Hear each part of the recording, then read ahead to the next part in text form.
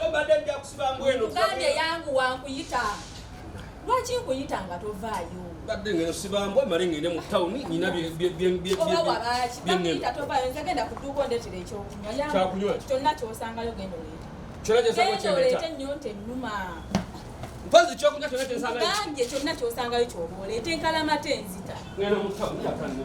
Nanywedde omwenge naye yakadde gwako nsiba biswatanya baaki. Omukazi nze nampulira nfa n'owa kyokunywa naye tavaayo. Esimanyi na kinnakola. Yakatera kumpi yatwanguyiza ate nno wetu kimu abadde nakyo. Naye ono Sigala ndowooza anakukolera obulungi. Kiki kino? Kyaakunywa ono Sigala. Otegeera bulungi. Wamembe ekyokunywa kyensanga kyembande. Enkalamate ennuma nakugaye nasuze nnwa mwenge ennyonta ennuma. Kwata Sigala Sigala agenda kummalako ennyonta. Kino si Kyaakunywa. Nakutumye Sigala oba nakutumye Kyaakunywa. Ate Sigala balya muje naye banyamunyo kwata. Ennyonta ennuma. Kwata naawe Sigala wunze to. Naye otegeera bulungi.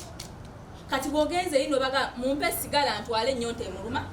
Mukazi kyakaliko ekikyamu ku mutwe. Oŋŋambye ekyokunywa ky'osanga ky'oba oleeta. Nkwetedde Sigala onywe ate oŋŋamba mbudike ekikyamu. Tegeera bulungi kyembanga nkugamba. Kwata Sigala oba toyagala kuba.